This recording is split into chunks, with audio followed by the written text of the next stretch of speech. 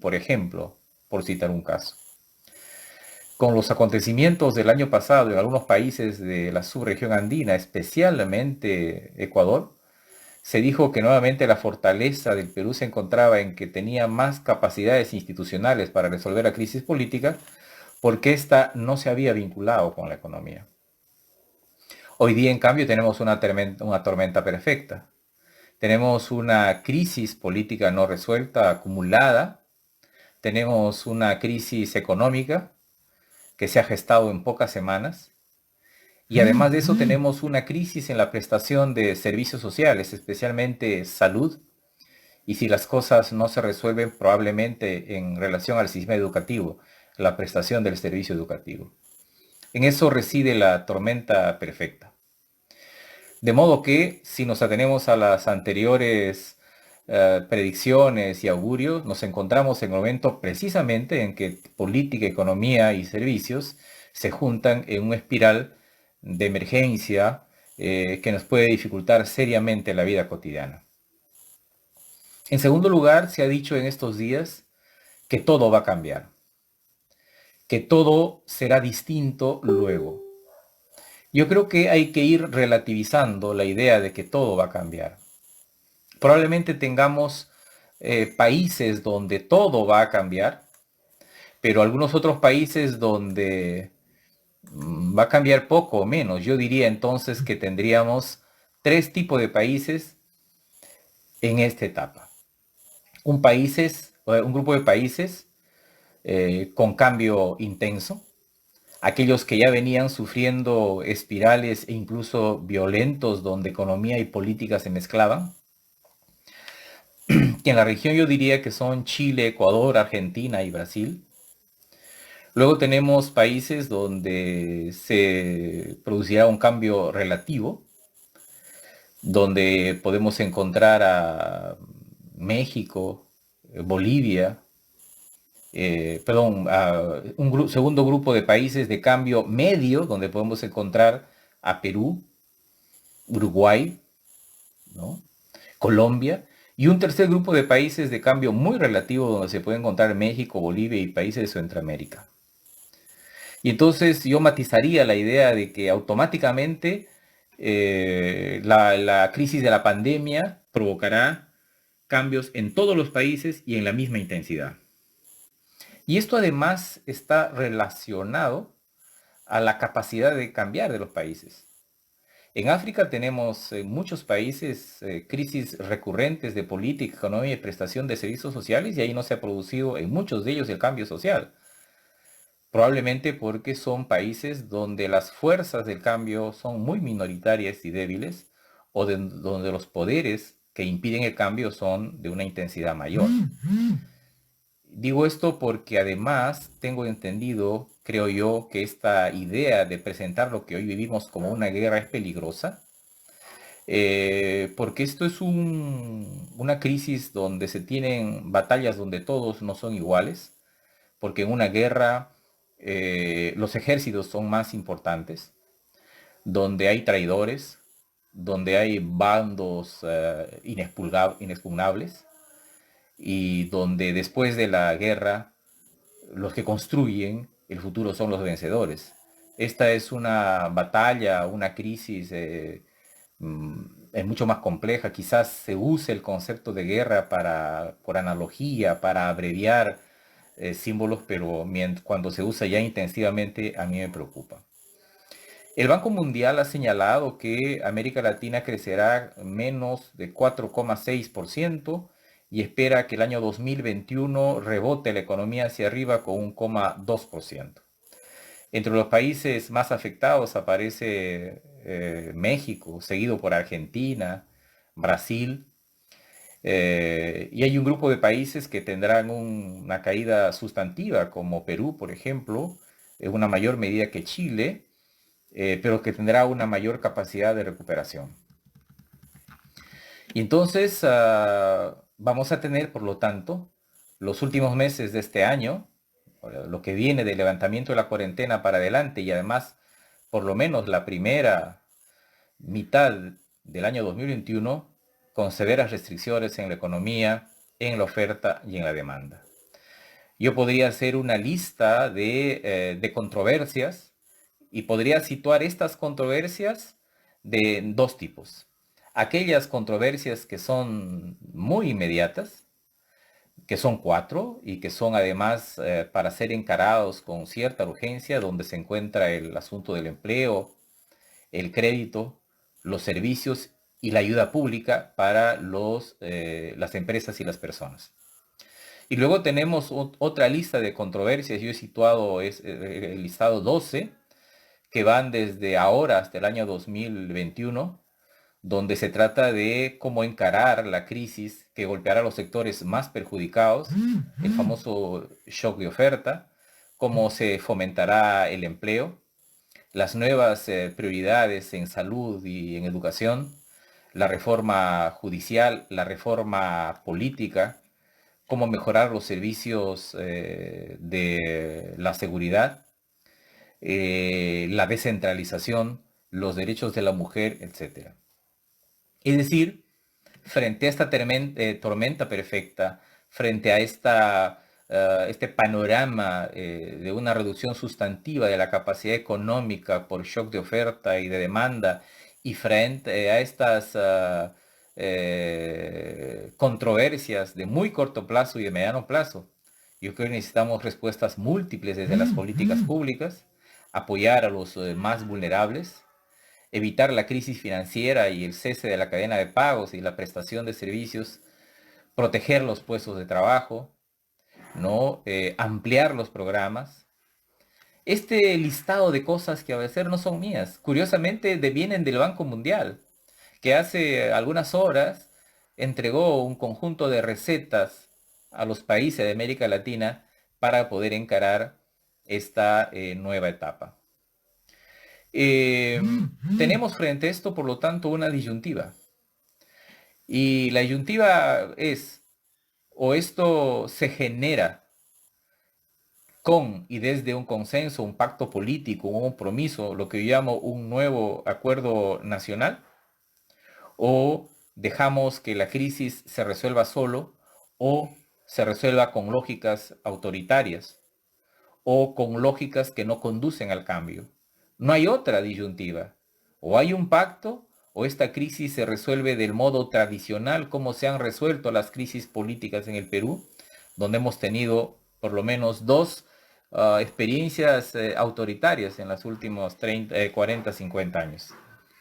Por lo tanto, de cara al año 2021, tenemos un gobierno que promueva el pacto, el acuerdo, o tenemos un gobierno sin iniciativa. Felizmente tenemos en este momento un gobierno legítimo. El presidente Vizcarra tiene una alta dosis, no solo de aprobación, sino de legitimidad. Y él ha usado esta legitimidad y este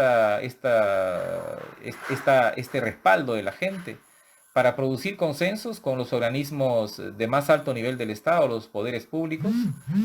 Dos veces se ha reunido con el llamado Consejo de Estado, me refiero al Congreso, el Poder Judicial y varios organismos constitucionalmente autónomos como la Defensoría del Pueblo, el Ministerio Público, la Contraloría General de la República, entre otros.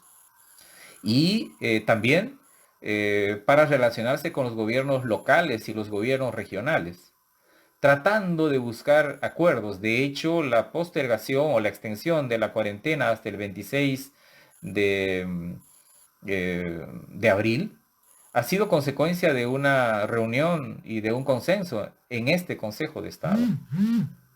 Y entonces tenemos ahora como una posibilidad de que salgamos de esta cuarentena y no se produzca un pacto.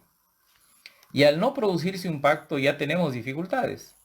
Hace algunas horas el gobierno ha decidido no aceptar la suspensión perfecta de labores.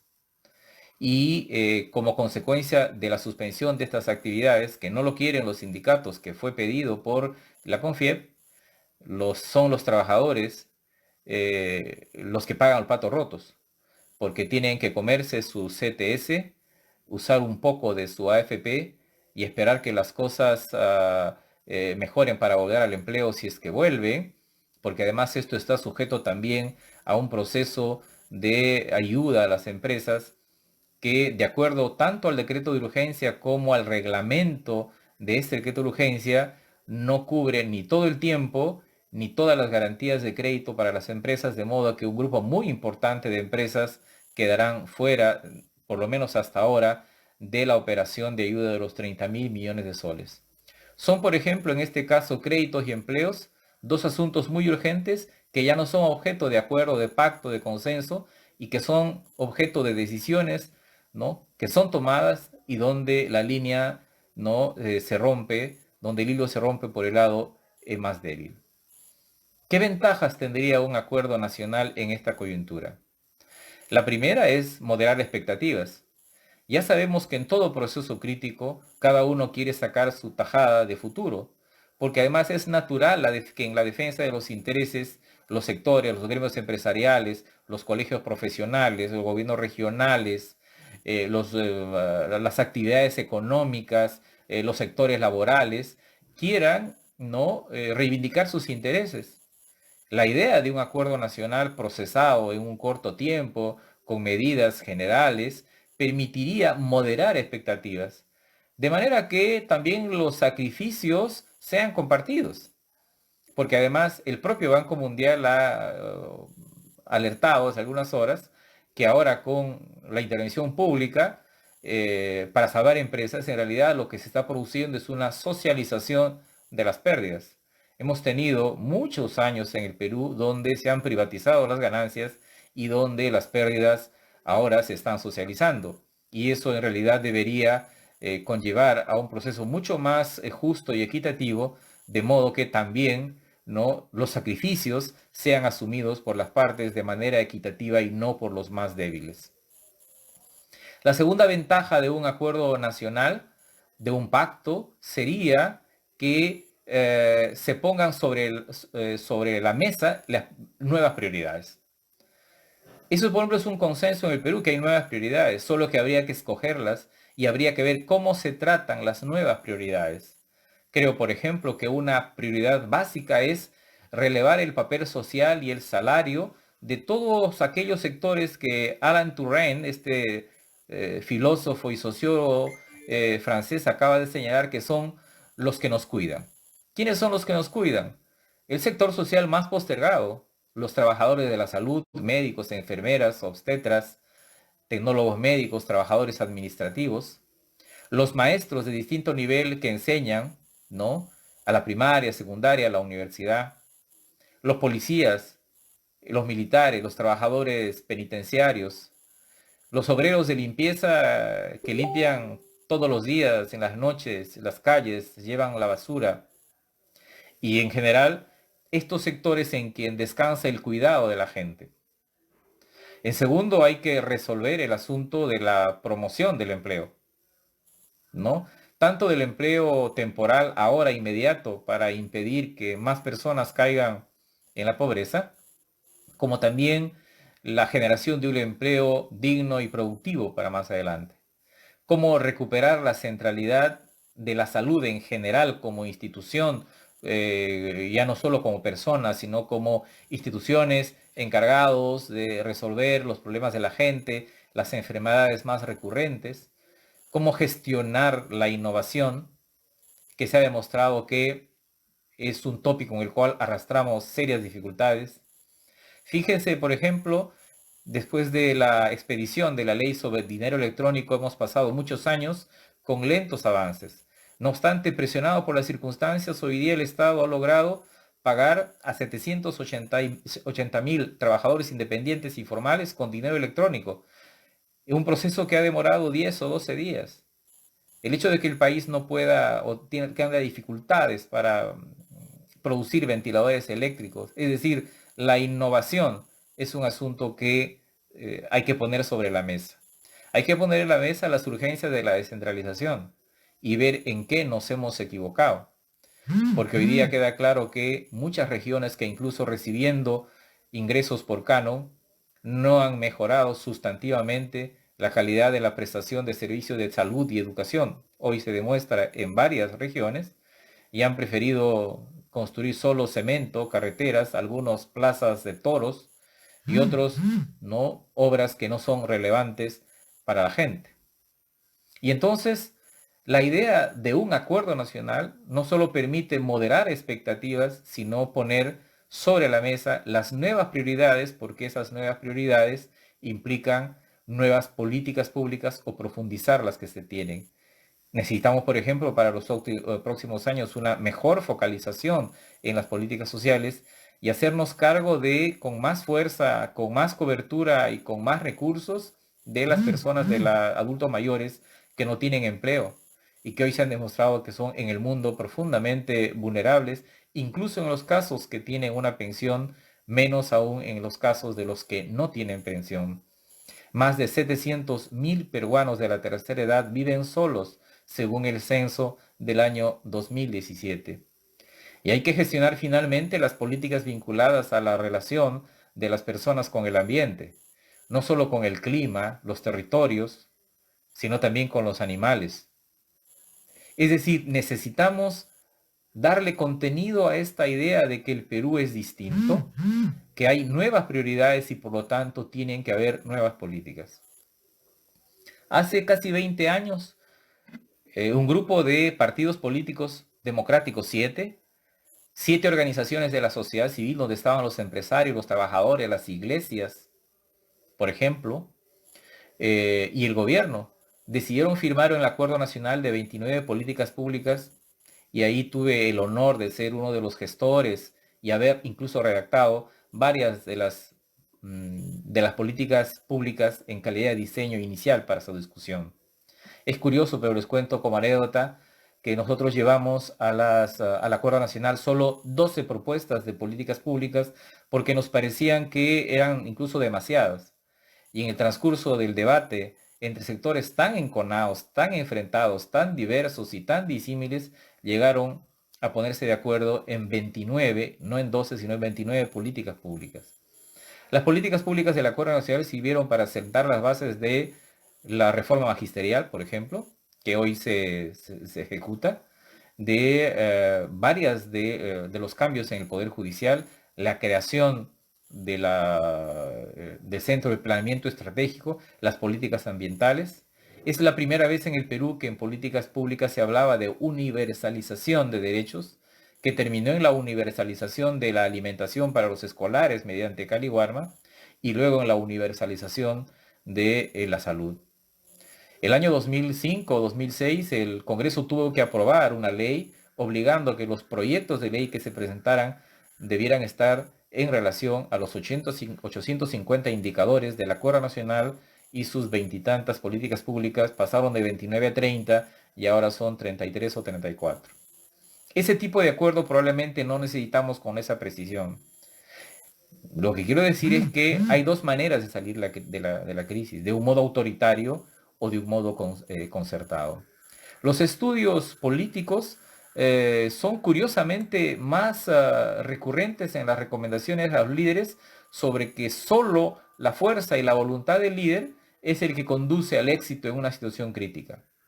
Desde Maquiavelo, pasando por todos los teóricos de la ciencia política en los últimos siglos, hacen énfasis en la voluntad y en la capacidad de decisión y en el liderazgo. Eso me parece importante.